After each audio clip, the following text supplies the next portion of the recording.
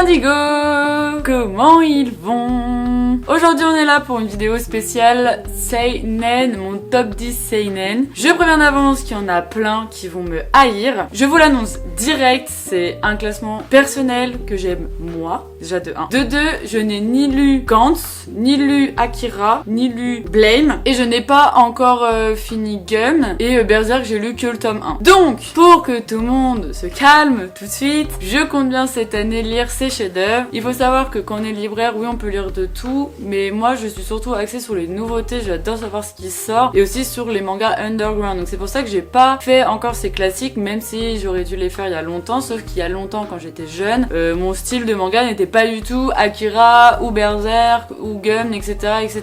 Sous peu, mais voilà, on me haït pas. Mais sachez que pour les gros puristes seinen, ce classement va sûrement vous décevoir. Donc tout d'abord, je voulais déjà vous parler de deux mangas que j'ai pensé à mettre dans ce classement, mais au final j'ai compris qu'ils avaient pas trop leur place. C'est Criminel Fiançailles. Criminel Fiançailles est effectivement un shonen, car on est quand même avec de la violence, des yakuza, de la manipulation, etc. etc. Mais je trouve quand même que ce qui fait le charme de Criminel Fiançailles, c'est vraiment l'histoire d'amour des deux personnages principaux, des deux clans différents. Voilà, c'est vraiment la ligne directrice de l'histoire, donc je le mettrai plus dans mon top shoujo. Et ensuite il y a exactement le cas de Full Night que j'aime énormément. On m'a dit qu'il allait sûrement dans mon classement. Oui, j'aime énormément Full Night, je suis très fan, mais Full Night m'a pas procuré des émotions personnelles. Les personnages ne m'ont pas marqué non plus tant que ça. Full Night c'est pour moi un manga génialissime, mais plus comme si j'étais une scientifique derrière une vitre qui regardait ou constatait un manga. Donc en fait je le trouve extrêmement intelligent et intéressant. Je suis très fan de Full Night, attention, mais j'ai pas d'accroche intime, nostalgique avec ce manga. C'est parti, on commence le top, et êtes-vous prêts à me détester? C'est pas grave, on a chacun nos goûts. En 10e position, Ikigami de Motoro Mase chez Kaze Crunchyroll. C'est un suspense drama. Donc nous sommes dans une société où dès que les enfants rentrent en école primaire, ceux-ci doivent être vaccinés. Un jeune sur 1000 dans leur vaccin auront en fait une capsule qui permettront de prédire leur mort.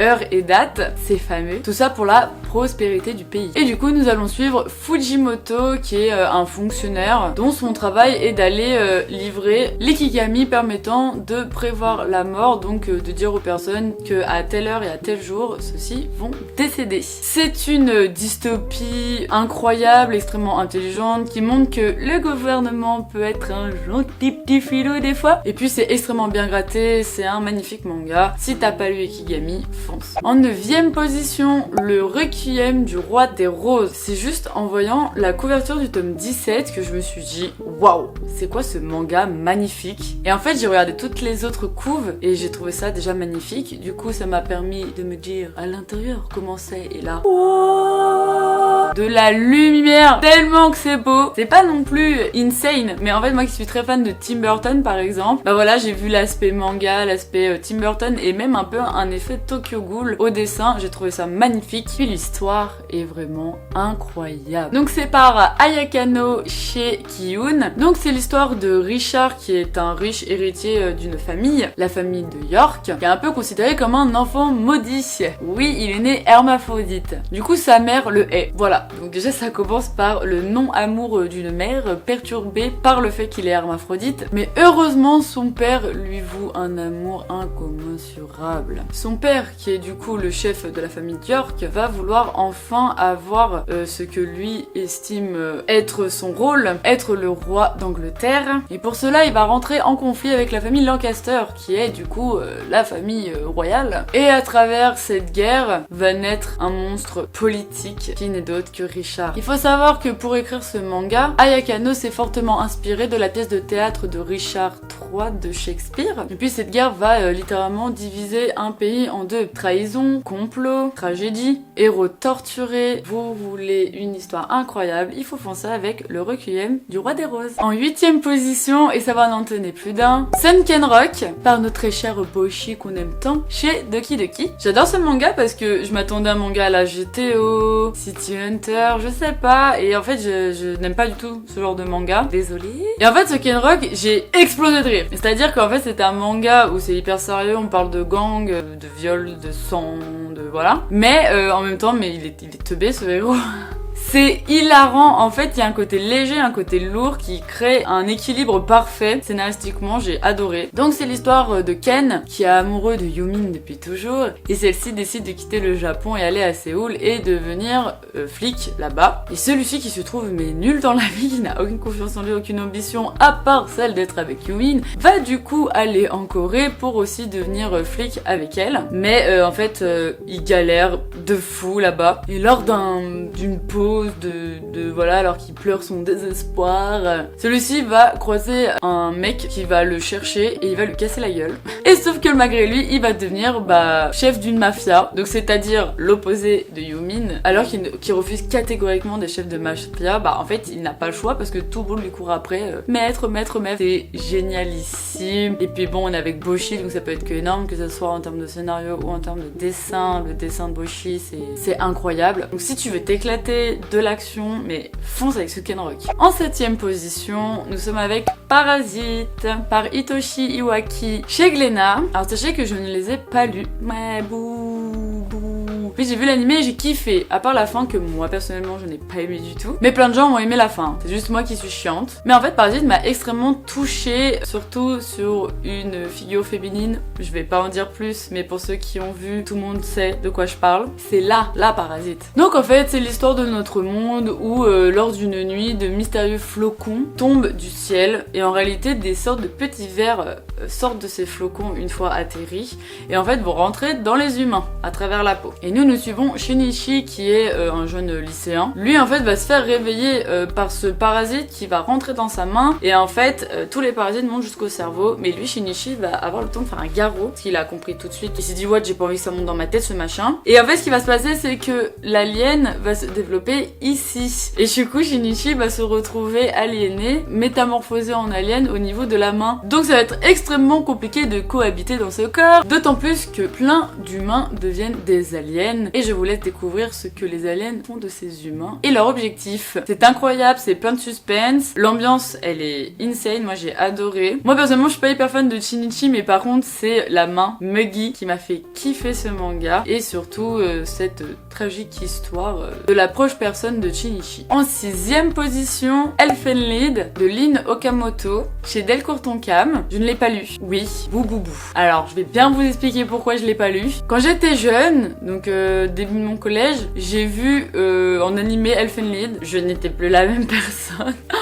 Ça m'a détruit l'âme, déjà que c'est extrêmement traumatisant, mais je veux dire la morale de fin, et que ce que j'adore en fait dans Elfen Lied, c'est qu'on comprend la morale vraiment à la fin, et d'une puissance incontestable. Je vais pas non plus vous spoiler, voilà. Mais l'humain est vraiment pas très cool, et débile aussi. Mais franchement incroyable. Lucie est charismatique à souhait. Et puis également l'opening à jamais dans ma tête du chant lyrique religieux italien avec les tableaux de Klimt et Lucie dans les tableaux, enfin incroyable. Et du coup je l'ai regardé une deuxième fois fin collège et j'ai essayé de le regarder il y a 2-3 mois, impossible pour moi de le revoir parce qu'il m'a trop traumatisé. Je prends trop à cœur ce manga, il me possède entièrement en fait et je suis assez d'accord avec la morale de ce manga, donc une morale qui me fait extrêmement peur.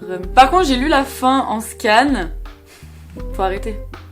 Et quand c'est enfin arrivé en France, et merci à Delcourt Tonkam de nous l'avoir ramené, parce que moi de base j'attendais, j'ai attendu des années, en fait j'ai tenté de le lire et c'est encore pire que l'animé. Donc je ne pourrai jamais lire Elfen Lied, mais à jamais dans mon cœur quoi. Donc en fait c'est l'histoire d'une organisation liée à l'État fortement, qui crée des diclonus. Donc des diclonus ce sont de dangereuses créatures créées par les humains, qui sont extrêmement puissantes, mais enfermées et gardées en laboratoire. Sauf que Lucie elle va réussir à s'échapper en tuant de manière délicate tout le monde sur son chemin. Et elle va se faire recueillir par Kuta et sa cousine. Et voilà, c'est vraiment l'histoire de survie de Lucie avec l'armée qui va mettre tout en place place pour la retrouver et la ramener en laboratoire. Je vous laisserai découvrir la réelle raison de l'existence de ce manga. Les non-sensibles, vous avez la chance, allez le lire. En 5e position, Erased de chez Kiun par Keisambe.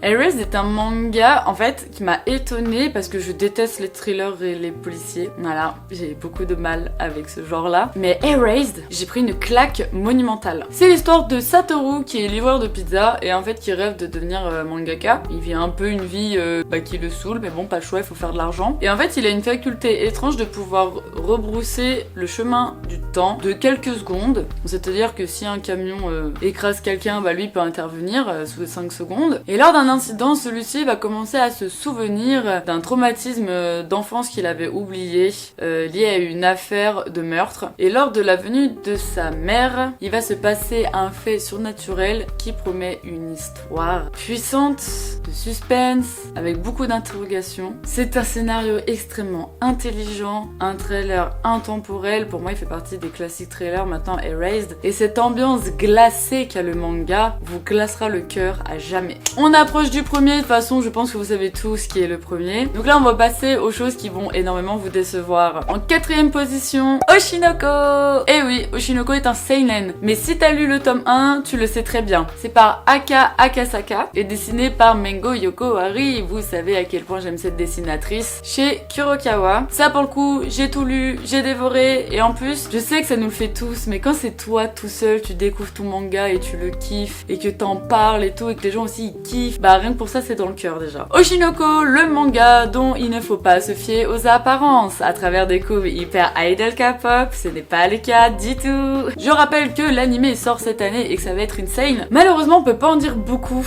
parce que sinon ça vous casse l'effet de surprise, mais c'est juste l'histoire d'un obstétricien dans un hôpital de campagne qui a perdu une patiente décédée d'une maladie, et cette patiente était extrêmement fan des idoles. Du coup, celui-ci, un peu en hommage à elle, va commencer à kiffer aussi la J-pop, la K-pop, les idoles, tout ça. Ce que son idole préférée n'est d'autre que Ai, jeune fille à l'énorme charisme, que tout le monde adore, une étoile montante de cet univers-là. Sauf que celui-ci est dégoûté lorsqu'elle annonce le fait que pendant un an et demi, elle ne sera plus du tout présente et qu'elle fait une pause dans sa carrière. Et celui-ci va accueillir une nouvelle cliente qui n'est d'autre que Ai et qui est enceinte. Je vous laisserai découvrir la suite. Lisez juste le tome 1, et ça va y aller tout seul. En 3e position, et je vais vous saouler cette année avec ce manga, je veux devenir le porte-étendard de ce manga, c'est The Witch and the Beast de chez Pika par Satake Kozuke. Quand je lis les thématiques, ça me dit sorcière, blablabla. Franchement, oui, il y a de la sorcière, mais là, on s'en fout, mais royal. Quand vous regardez la couverture, vous attendez une romance aussi. Pas du tout. Donc c'est une société similaire à la nôtre, très victorien, londonien. On a l'impression que ça se passe au début des années 1900, qui est en fait rempli de créatures magiques. Quand je dis créatures magiques, c'est des créatures humaines, donc c'est des personnes qui ont des apparences humaines, mais qui possèdent des pouvoirs. C'est que quand on a des pouvoirs, des fois, on peut faire des folies, comme vouloir dominer le monde, tuer plein de personnes, élaborer des malédictions, voilà. Et en fait, nous sommes avec l'ordre de l'Écho Noir, qui ont 2 recrues insane, au charisme inoubliable, Guido et Azaf, qui sont tous les deux indispensables pour faire régner la paix. Et en fait, ce qu'on aime avec Azaf et Guido, c'est qu'ils sont aussi très singuliers et perso, quoi. C'est pas je vais sauver le monde, pas du tout. Et c'est rempli de beauté, c'est unique, c'est vraiment unique. Je me demande comment on a pu penser ainsi. J'ai lu le tome 1, j'ai kiffé, sauf en fait j'étais un peu en mode what et tout. J'ai lu le tome 2, un film, et plus vous avancez dans ce manga, plus c'est insane. Là je les ai tous, mais je mets du temps à les lire parce que je n'ai pas envie d'attendre 3000 ans le manga d'après, quoi. Tu vois, un manga unique en son genre un manga qui sort de tout ce que t'as lu. Déjà va lire The Witch and the Beast pour ça, et en plus de ça, voilà, des fois pour ceux qui aiment bien le gore et tout, c'est très léger, mais voilà, c'est pas tendre du tout. The Witch and the Beast, c'est pas du tout tendre. Différentes créatures, qu'elles soient maléfiques ou sanguines ou voilà, qui se tapent dessus, il n'y a rien de tendre. Bref, fais-moi confiance, va lire The Witch and the Beast, s'il te plaît. Ensuite, en 2e position, et ça va énormément choquer tout le monde, déjà ce n'est pas un manga, c'est un animé. Désolée. Terror in Resonance. Alors là, désolé, je les lis. Donc c'est par Studio Mappa déjà. Ceux qui ont fait la deuxième partie de l'Attaque des Titans. C'est par Shinichiro Watanabe et Kazuto Nakazawa. C'est incroyable. Moi, j'adore quand on dénonce des faits du gouvernement et les mensonges d'État. J'adore. Terror in Resonance, c'est tout simplement l'histoire de deux personnes masquées qui commettent des attentats. Voilà. Bam bam bam, t'as des attentats de partout au Japon. Ce duo d'adolescents terroristes s'appelle Sphinx. Et ceux-ci vont s'amuser à créer une énigme pour toute la population. Et du coup, nous allons suivre l'inspecteur de cette affaire, parce qu'il y a quand même deux gros gaillards qui s'amusent à faire du terrorisme dans le Japon. Et en fait, nous allons découvrir des choses extrêmement intéressantes. J'ai adoré. C'est clairement de l'horreur politique, un graphisme vraiment très stylé, et un final... c'est incroyable. L'émotion est vraiment là. Vous allez traverser plein de choses émotionnellement et vous allez surtout réfléchir à pas mal de choses. En seulement 11 épisodes. Et pour finir, mais vous savez tous, numéro 1, Tokyo Ghoul. Je sais pas pourquoi j'ai chanté ça avec la musique de Pokémon. Mais oui, Tokyo Ghoul, je vais pas faire un débat sur Tokyo Ghoul. J'ai 7 vidéos de sortie et j'ai également ce top ever où j'en parle déjà énormément. Tokyo Ghoul, numéro 1, ever. J'ai un tatouage de ce manga, donc c'est pas pour rien. Un manga qui m'a touché, ému, transpercé, mais tout ce que vous voulez quoi. Alors oui, Re est beaucoup moins bien. Quand on lit les mangas, on sent très bien qu'ils étaient comme ça en mode allez, les éditeurs, et c'est fortement dommage. Et c'est pour ça d'ailleurs que Suichida, pour son nouveau manga qui est Shujinix, a quitté le Jump. Voilà, au bout de 2 tomes, il a dit au Jump, non mais je veux plus travailler avec vous en fait, parce que je vais faire ça à mon rythme. Et il a raison. Il ne sera jamais malade et il ne pourra être que honnête dans son scénario. Tokyo Ghoul, histoire d'humanité, histoire d'union,